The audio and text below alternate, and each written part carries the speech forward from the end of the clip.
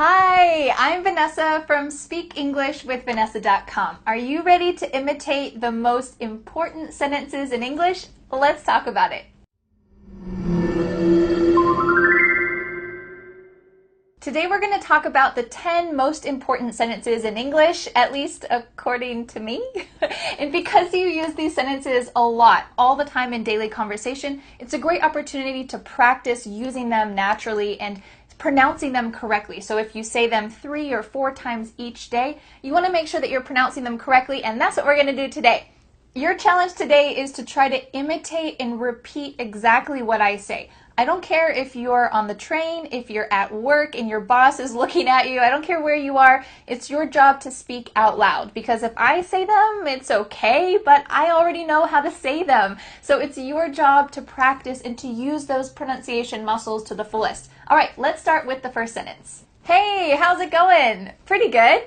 This is our first sentence today. Hey, how's it going? And the most common response, which is pretty good. So let's break down this expression.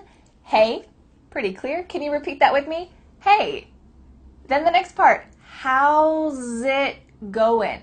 Here in the middle, it sounds like a Z sound. How's it going? With the word going, we're going to cut off the G at the end. So make sure you say going. Can you say this all together with me? Try to imitate with me. Ready? Hey, how's it going? Hey, how's it going?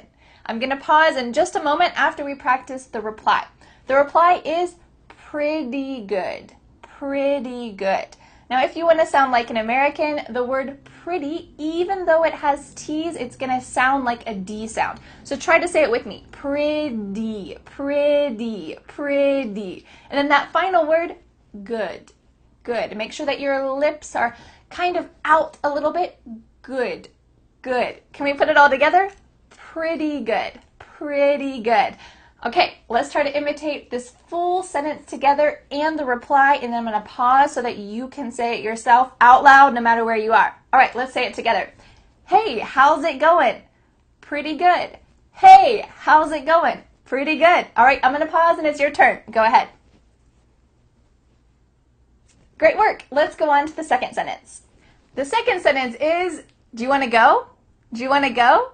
And you might say this when you want to invite someone to an event or maybe to your house, or if you want to tell them to go to a restaurant with you. And it's a great expression for someone who you just met if you want to, continue spending time with them. So let's break down the pronunciation for this common question. Do you want to go? Do you want to go? Why does the first 2 words sound like Jew? Do you becomes Jew, kind of a J sound. Jew. And then what about wanna go? Wanna go. Want to go are all of the words, but you're going to combine want and to become wanna. Wanna. This is really common in conversational English, so let's try to say this full question together. Do you wanna go? Do you wanna go? Do you wanna go? Do you wanna go? All right, try to imitate this with me. Are you ready? Do you wanna go? Do you wanna go? Do you want to go to the park? Do you want to go to the restaurant? Okay, I'm going to pause and I want you to say this by yourself. Go ahead.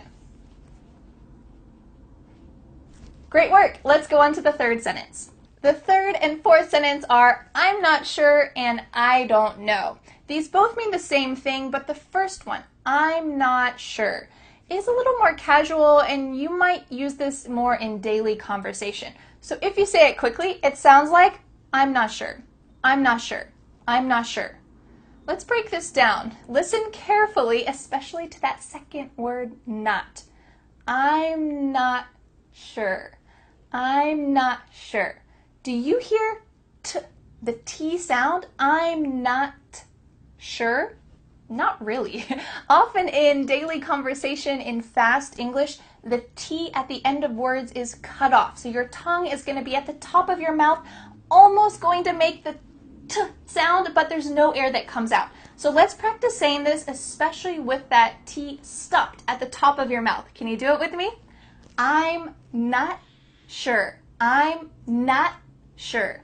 I'm not Not. All right, let's focus on that last word. Sure, sure, sure. Do you see my lips here? Can you say it with me? Sure, sure. Can we say this all together? I'm not sure. I'm not sure. I'm not sure. Okay, I'm going to pause, and now it's your turn. Go ahead. Great work. Let's go on to the fourth sentence. The fourth sentence, as I just mentioned, is I don't know. I don't know, and there are a lot of different ways you can pronounce this, so let's start with maybe the most clear and then working down to the least clear. So let's start with I don't know. I don't know. Do you notice that that T in the contraction don't is similar to not in the previous sentence? That T, your tongue is at the top of your mouth, but you're not letting the air come out to finish that T sound. So it's going to sound like I don't know. If you can see inside my mouth at the moment, you'll see that my tongue is stopped up there. Don't. But I'm not saying don't. I don't know. Usually that T in negative contractions is cut out. If you'd like to see the natural pronunciation for 81 contractions, I made a video. You can watch it up here. I hope that will be useful to you. But let's say this in the most clear way. I don't know. Can you imitate that with me? I don't know. I don't know. I don't know. Okay, let's go to the next one, which is a little less clear. You could say, I don't know. I don't know. I don't know. It kind of sounds like D-U-N-N-O. Dunno. I don't know. I don't know. And you would use this in familiar situations. I don't recommend using this to your boss or maybe in a work situation just because it's really relaxed. So you need to be in a really relaxed environment. But you could say, I don't know. Do you know how many people are in your city? I don't know. I don't know. I don't know. All right, there is a couple more ways that you can pronounce this, so let's go to another one that is even less clear. Let's take that same pronunciation and cut out the D sound. I don't know. I don't know. I don't know. Can you say that slowly with me? I don't know.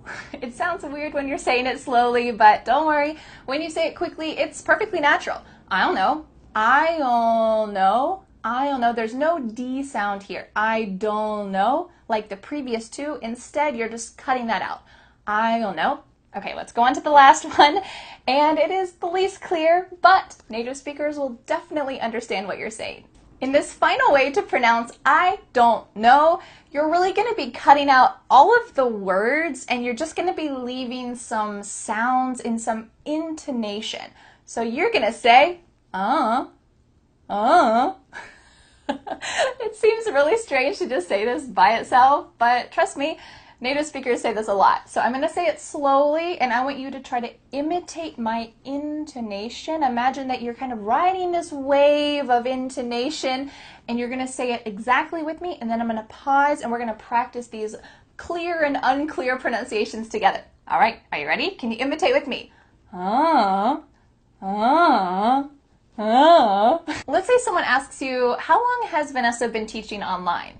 And if you respond with, it means that maybe you don't really care about the answer. It's not something that's important to you. If you said, I don't know, it really just means you don't have that information. But if you said, it's so relaxed that it means I don't really care. So you could use this in another situation that maybe isn't rude. Make sure that you're in a really casual, comfortable situation. If someone asks you, oh, I'm trying to make this dish, do you know how many eggs I should put in? You could say, maybe look it up. Look it up, because you're with your family or your friends and it's something that's not so important. But if someone asks you something really important, maybe something emotional or sentimental or especially something for your work, that's really important, don't say, because it's too relaxed. So this is for really casual situations, and I'm certain that you're going to hear this in TV shows and movies. So let's take a moment to try to pronounce I don't know in these casual, comfortable ways. I want you to choose which one you'd like to say. I don't know, I don't know, I don't know, or You can choose which one you'd like to imitate. I'm going to pause and give you a moment to say it yourself. Go ahead. Great work. Let's go on to the next one. Our fifth sentence is about the weather because it's really common in almost every country and every culture to have small talk about the weather. And it's really true in the US. We have small talk about the weather all the time. When I was taking a walk the other day, my neighbor was sitting on his front porch and he said, "Oh, it's a hot one today, huh?" And I said, "Yep, sure is." So let's practice this sentence together to talk about the weather. You can change the word hot for cold, rainy, snowy, whatever you'd like, but let's practice with hot and cold because those are, the most common. So let's say this sentence together. It's a hot one today. It's a hot one today. It's a hot one today. Or it's a cold one today. It's a cold one today. What does one mean? Why are we saying one here? Well, it just means day. It's a hot day today. But we use this in daily conversation a lot, so I wanted to make sure that you are familiar with this sentence, and you can use this when you're talking about the weather to sound more like a native speaker. So let's slow it down and practice that pronunciation word by word. It's a hot one today. Did you notice something about the word hot? What happened to that final letter? Well, we have a theme here. It's gone. Your tongue is at the top of your mouth. You're going to say hot. But instead of letting the air through, your tongue just sticks there. So let's say it together and make sure that you say the word hot